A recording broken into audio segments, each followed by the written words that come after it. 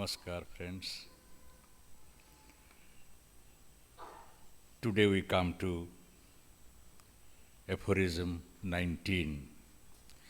In fact, I am choosing such aphorisms which would be helpful to appreciate the vast vision of Sri Aurobindo from different angles. As you know, Sri Aurobindo, I'm very reluctant to say it is a philosophy. It is not a philosophy. His vision, his yogic vision, his sheer vision is at once sociological, psychological, all comprehensive. Our understanding of history, philosophy, religions, they are all helpful to appreciating his basic vision from different angles. Because he is not a religion, not a philosophy. It is a vision of the human destiny, what actually man is expected to become. Mankind, not man of India or not man of that part of the world where he belonged. It is a human destiny's vision.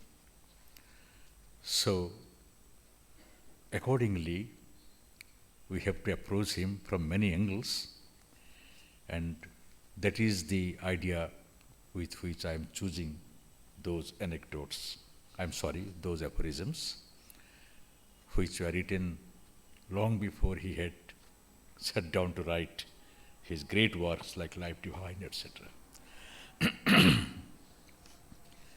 Aphorism 13 reads like this: chance is not in this universe. The idea of illusion is itself an illusion.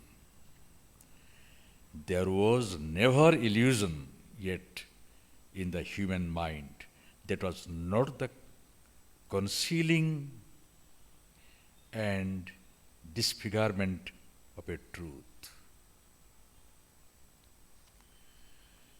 First, chance. We have discussed already earlier that all that we call chance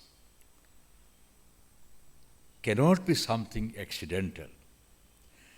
As the great French philosopher Voltaire said, chance is a meaningless word because whatever happens, there has to be a cause behind it. Our mind cannot at once comprehend the reason behind so many happenings. We call them chance.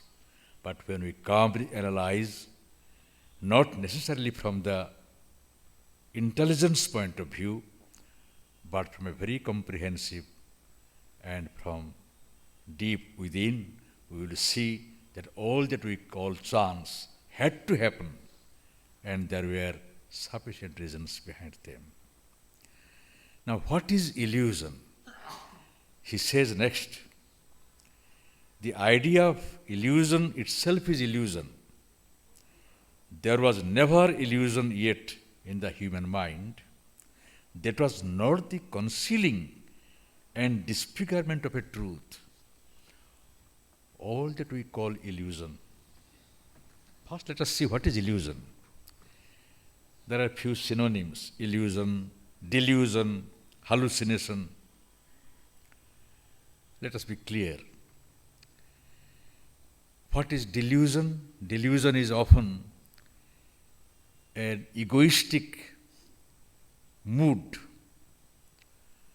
There are people who are under the delusion that they are very powerful.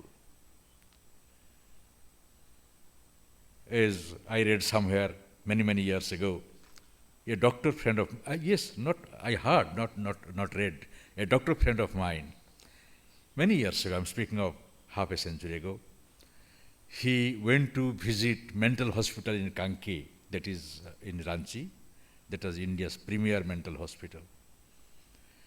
And he is provided with a guide, very smart and very cultured young man, and very polite in his talks. He he's showing the doctor different wings of the hospital. And then, after everything my friend has seen, my friend also had a few other doctors with him. While bidding goodbye to this young man, he asks him, "But sorry, I did not get to know you. Who are you?" Till then he was so calm and quiet. And suddenly he flared up. "You don't know who I am?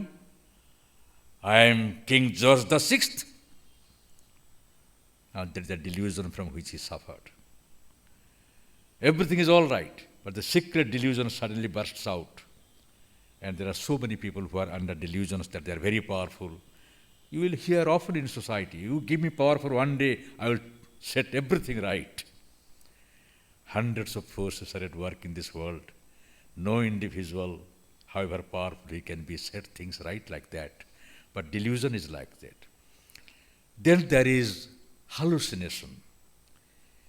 Whenever we have got some fever, we are suffering from a prolonged illness, we see visions, we hear voices, and practically those who suffer from schizophrenia, they often believe that they are being attacked by somebody, some forces.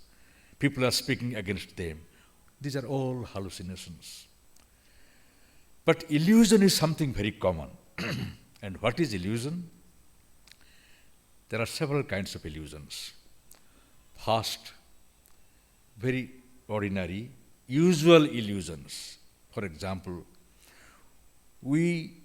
had we not known that sun never rises, sun is steady, we would believe that sun is rising because we see that sun is rising. We do not see that the sun is steady and earth is moving. So that is a kind of illusion which is very common. When the moon rises on the full moon night, full moon evening, it appears like a bigger golden disk than what it is after some time becomes. So these are all auditory illusions, very common experiences in our life. Then there are psychological illusions. Often you hear people saying, "Oh, I had an impression that such and such man was very rude and very, very grave, inaccessible.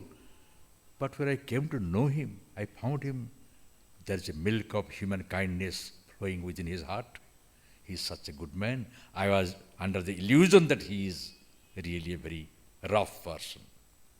Or vice versa. I thought I was under the illusion that such and such man is very honest, but while carrying on some business with him, I understood how dishonest he is. Psychological illusions. There are spiritual illusions. Let me explain it through a kind of image. Now there is a mountain. Some trekkers are climbing the mountain. A group of them has reached the top of the mountain. It is a good season and it is not too bizarrely tall a mountain, and that group is camping on the top of the mountain. Another group has camped at the middle of the mountain, and there is a base camp also where some mountaineers trekkers are spending the night. It is early in the morning, and the middle campers are calling through wireless the ground campers. Get up, see what a beautiful dawn is breaking out in the east." Now the ground campers still under the blanket, they look out of the tent and see it is dark. And they say, "What nonsense are you speaking? It is quite dark and you say a golden dawn." And the top campers listen to both of them and they know both are right. Because at the ground camp, it is still dark. At the middle camp, it is dawn. But for them, it is more than dawn. The sun is about to rise. Now, each one is limited by his environmental perception, what immediately he sees or what immediately he feels. Now, this is applied to people who are who are making some efforts to grow within, the spiritual seekers. Those who have certain realizations, they have got certain visions, certain experiences, which are absolutely true for them because they realize it. They know it to be true. When I look at a flower, nobody has to tell me that the flower is beautiful. I know that the flower is beautiful. Realization is something like that. The conviction of a truth is automatic with the experience. Now, that is, if one has realized something which is very, very elevating, and somebody has not realized it, however the first one may try to convince him about his realization, he will just mentally have an idea about it, but he cannot know what exactly it is. So, these are illusions of people who are at a lower stratum of their mental development. For them, any higher spiritual realization or experience is an illusion. Mostly those who are people who do not go beyond their sense of reasoning. They reject any kind of supernormal or any kind of mystic experience. Now that is the spiritual illusion they have. Now there is a philosophical concept of illusion, and that is Maya is the Sanskrit term for illusion. Mayavada is known as illusionism. Now, what is Maya exactly? The philosophy of Maya is based on a very concrete experience, and that experience is, we cannot dismiss everything like that, but that experience is an experience of a certain stage of our ability to look at the reality. Now, I dream of happiness, but despite all my efforts to be happy, I see that happiness does not come to me, it eludes me. So for me, happiness is an illusion. I never dream of death, but suddenly one day I see it is about time that probably I have to bid goodbye to my little family, my society, my community, etc., etc. Now, so my dream of life that I will be going on and on and on, that proved to be something which was an illusion. Now, so many things in life we dream of getting, we don't get them. So the sum total of the experience leads me to the conclusion that the whole life is a kind of illusion. All that is dreamed of, all that I believe that should be available in this world, I should be able to get them, are elusive things. They can never be obtained. So life is illusion. As you know, the greatest prophet of this philosophy, this philosophical concept of Maya, the world is Maya, Brahma Satya Jagan Mithya, Brahma Satya Jagan Mithya, the whole, around all that you see, the environment, the world, the whole, entire Brahmanda, that is nothing but illusion. And he was the great Sankara. He was certainly a infant terrible, you can say.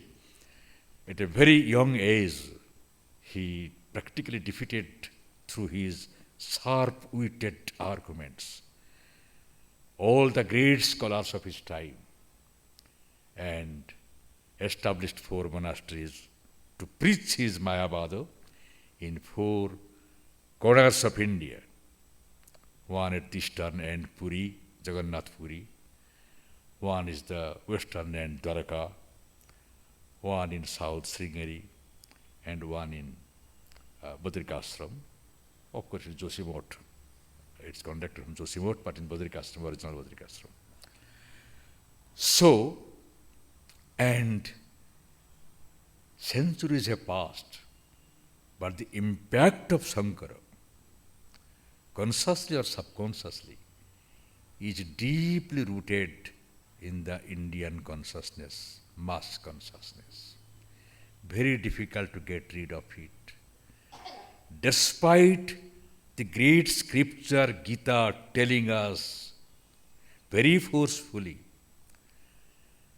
that yoga can be practiced even in the battlefield, and the battlefield can very well be taken as the battlefield of our life, where every moment we have to struggle, we have to fight.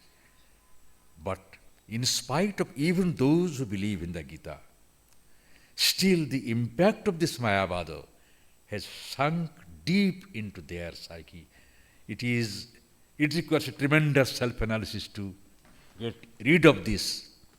You see, the impression that everything is Maya, everything is sometimes meaningless. Now, Sri Aurobindo has a beautiful, very significant and very daring aphorism, which I must read out to you. 3 times God laughed at Shankara. First, when he returned to burn the corpse of his mother. Again, when he commented on the Ishopanishad. And the 3rd time, when he stormed about India preaching in action. You see, do you all know the story of Shankara's life? Shankara was born in Kerala, in a village called Kaladi. And from his childhood, he had an ascetic bent of mind.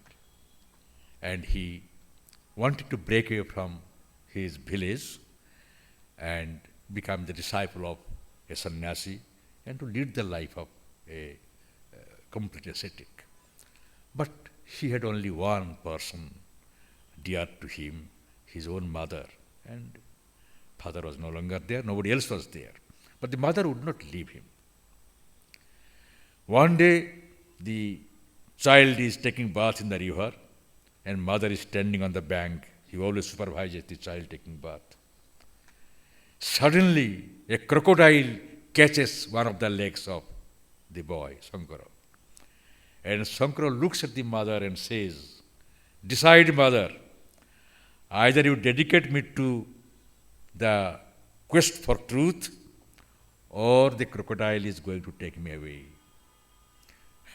Difficult to say whether really crocodile caught hold of him or it was a strategy. Let us believe him. So, the mother immediately says, "Oh, God knows, my child, you remain alive. Does not matter if you become a sannyasi, if you leave me and go away." And the crocodile is believed to have left him. Shankara came ashore and he went. It's a long story how he became disciples. He was taking his lessons from several great masters, and in no time he became himself a great Pandit, and dialectically he could discuss and he could really with everybody, and he could practically oblige all the Pandits to accept his own theory of Mayavada. Now Sri Aurobindo says, but when he left his home, he made a promise to his mother that when the mother would be on deathbed, he would come back and perform her last ceremony rituals. And he knew when the mother is about to pass away, he came. But because he had become already a sannyasi, according to tradition, he should not enter his home. But he did enter his home. So villagers boycotted him. They would not cooperate even for cremating his mother. So what he did, it was a poor hut-like house. So with the mother's corpse inside the hut, he put fire to the heart, and that is how he cremated his mother's dead body. Now, Sri Aurobindo says that if the whole world is Maya, your relations with your mother ought to be a part of that Maya. Your promise also is a Maya. Everything is Maya. What obliges you to come back and perform this ritual, the last rites of your mother? God laughed at that time.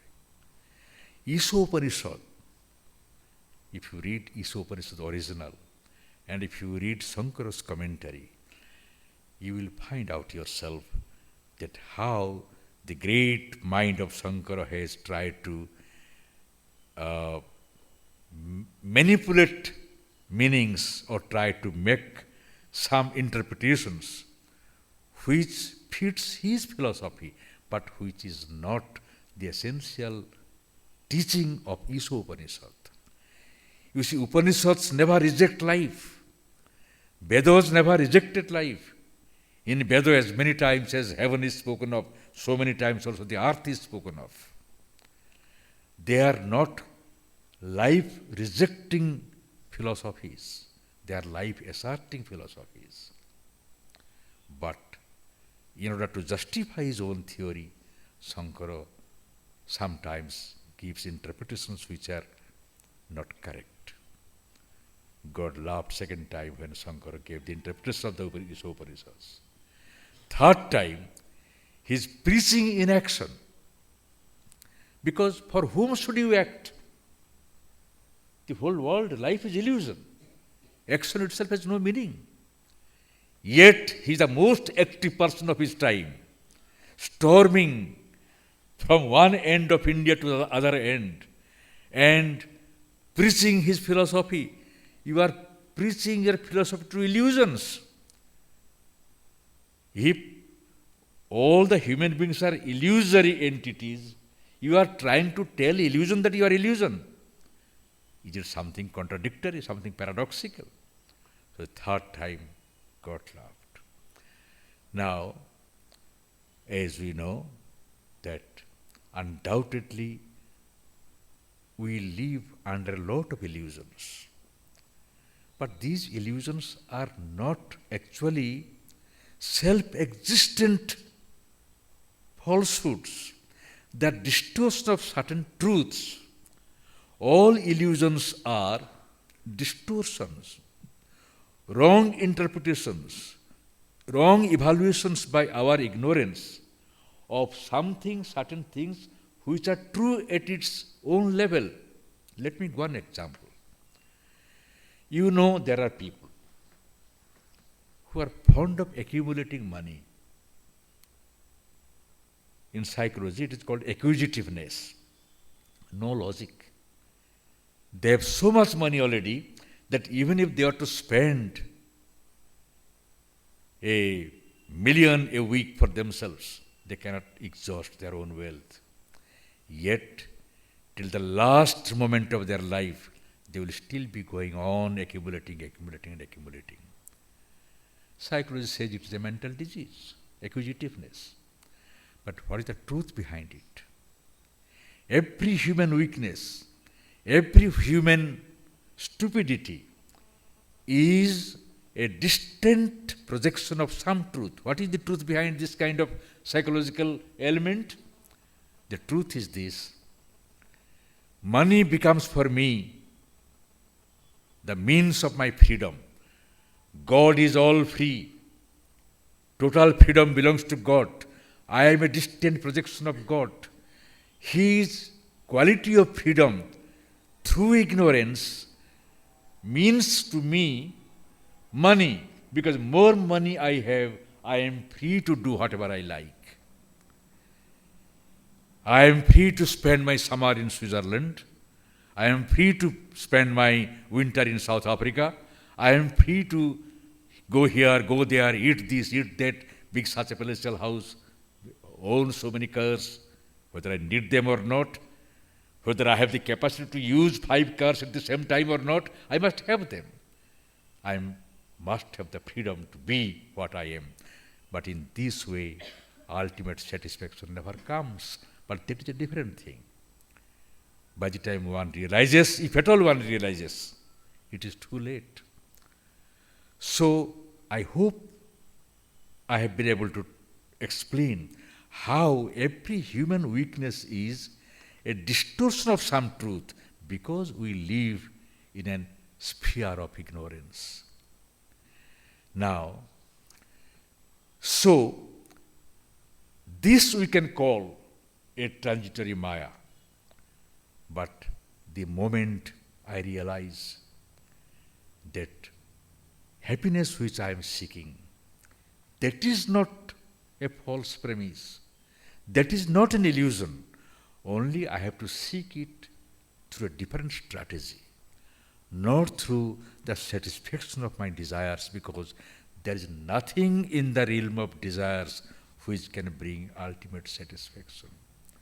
First of all, even when a desire is fulfilled, the satisfaction that was expected of it never comes. 5%, 10% comes. Secondly, the moment once desire is fulfilled, 10 more desires automatically spring up. Hence, there is nothing as satisfaction in the realm of desires. So where is that satisfaction? That satisfaction is going deeper and deeper and finding out the real seed of satisfaction lying within myself. And that is the change of value, the almost reversal of values. I am looking for something which is within myself, but yet I am looking for it outside myself. But that again requires further explanations. Well, I do not know really, because Sankaras, even death is mysterious. If you go to Badarikashram,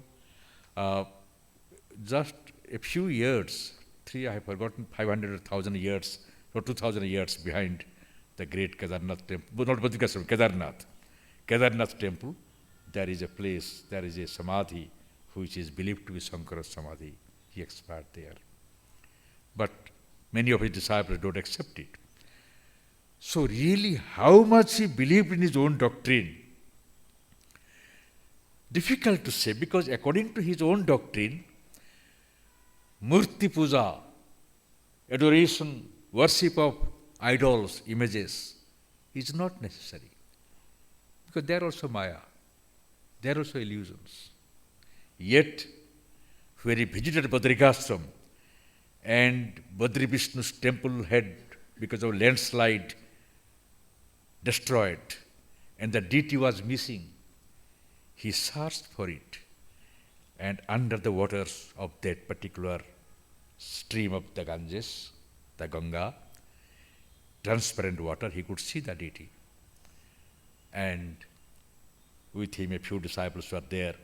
He asked them, who can jump into the water and rescue the image, the idol? One young man jumped into it and got the idol out.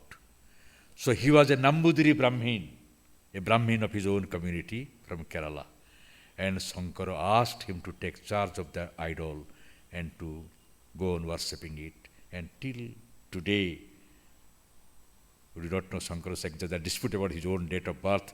Even if it is the 7th century, for more than 1800 years, that line of Nambudiri Brahmins worshipping and the north, Brahmins from southernmost end of India, worshipping the deity at the northernmost end of India, the tradition has been there. So if he was a real Mayavadin, how could it do it? Again, there is a legend. He did not believe in Shakti, because Shakti again refers to some kind of a reality, energy that is real. And he did not believe in it. Everything is illusion. One day, with a few disciples, when he was going from one place to another place, all were tired. It was a summer noon, and they all relaxed on the veranda, on the balcony or somewhere, of a landlord's house. And the disciples were asleep when Shankara felt thirsty, terribly thirsty. There was nobody in that hot summer noon around to give him water, but he could see the river nearby and decided to go to the river to quench his thirst. But he had hardly walked half the way. He was so exhausted that he could not go any farther. There was a banyan tree, and he sat down under the banyan tree. Then he saw a young lady, charming young lady, coming with a pitcher filled with water from the river. And he said, "My mother, can you give me a palmful of water for me to drink?" "Surely, my son." And the young lady pours water into his folded palms. While doing so and while he is drinking, this young lady asks him, "What has happened to you? Why the river is so close by? Why didn't you go to the river?" And he answers, "My mother, I have no strength, no Shakti." And the lady says, "So you realize the need of Shakti?" This much. And she went away. Suddenly it struck him. What did she say? At last you realize the need of Shakti. Shakti here means the Divine Mother. She is the energy behind everything. And that very moment, there is a beautiful, I wish I were well versed in Sanskrit, but I am not.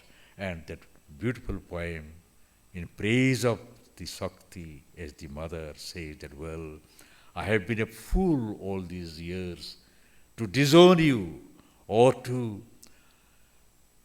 disbelieve that there could be something like Shakti.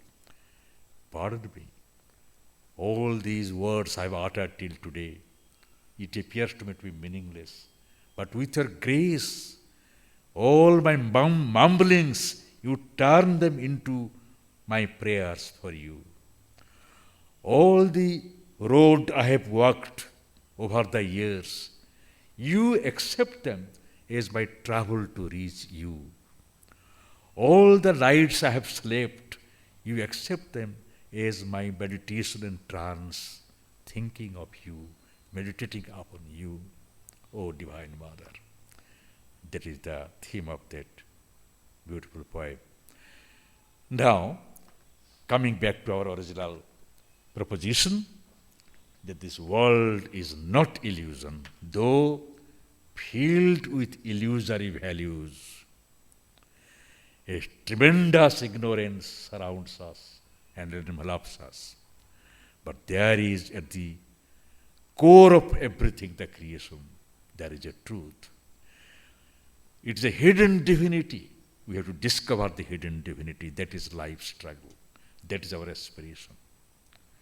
And we have to also keep in mind that nothing conclusive can be arrived at with our ignorance and limited to our search for truth in one life. Life is a continuous flow. Birth after birth, life goes on, and we are destined to reach the pinnacle of the plan, the hidden plan, the secret plan at work. And that is when we will understand that God did not create this world just to end up or to be rejected as a illusory stuff. There is a truth behind it. So this is the aphorism which we today study and meditate upon. Our next class will be next Friday. Every week, Friday and Saturday, at least for coming 3 weeks. I do not know thereafter. So, Friday and Saturday. So, thank you very much.